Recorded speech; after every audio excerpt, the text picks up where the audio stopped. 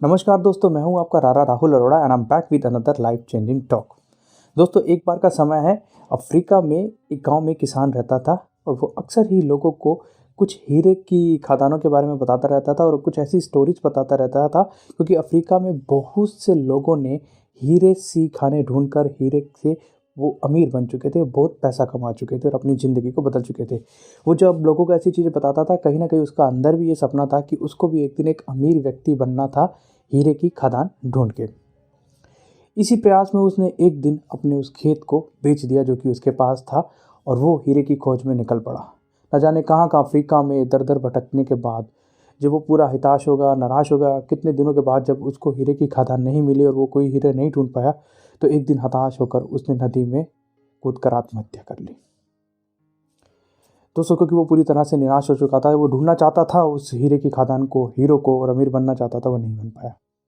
और दूसरी तरफ उस व्यक्ति जिसने उसी व्यक्ति से, पुराने वाले व्यक्ति से जो हीरे की खोज करने गया था, उससे उसका खेत खरीदा था, क्योंकि वो किसी को अपना खेत बेच कर गया था हीरे की खोज करने। तो उस व्यक्ति ने, जिसने उसका खेत खरीदा था, वो एक दिन अपने खेत में जा रहा था। खेत में क्या होता है, एक छोटी सी नदी कह लो, क्यारी कह लो, कि जो खेतों में पानी देने के लिए अक्सर बनाई जाती है, एक जगह से दूसरी जगह खेतों में पानी पहुंचाने के लिए।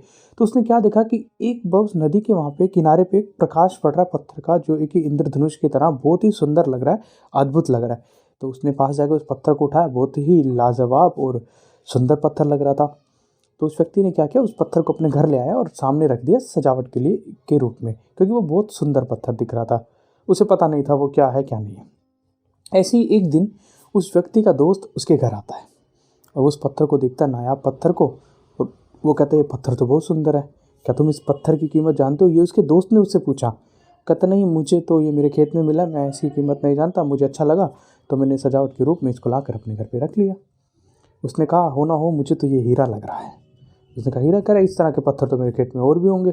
तो वो खेत में गए और उन्होंने कुछ उस तरह के पत्थर नमूने के लिए और निकाले, और फिर इनको शोध के लिए आगे भेजा, कि ताकि इसकी जांच कराई जाए कि आखिर ये है क्या। दोस्तों, वो बात एकदम सच निकली उसके दोस्त की, कि वो वाकई में ही हीरे निकले, और उस खेत के नीचे हीरे की खदान थी। और एक बहुत अच्छा एग्जाम्पल है ये।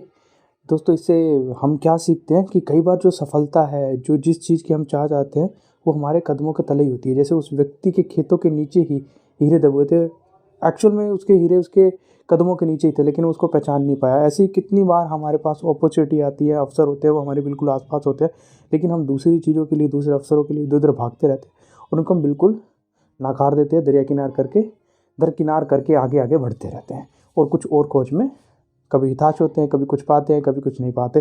दोस्तों, जो हमारे पास अवेलेबल ऑप्शन होते हैं, अवेलेबल अपॉर्चुनिटी होती है, हमें उसको अच्छे से अपनी समझ बूझ के साथ एनालाइज करना चाहिए और समझना चाहिए, क्योंकि कई बार सफलता आपके बिल्कुल पास ही हो सकती है दोस्तों। तो ठीक है, इजाज़त दीजिए अपने रारा राहुल अरोड़ा को। धन्यवाद।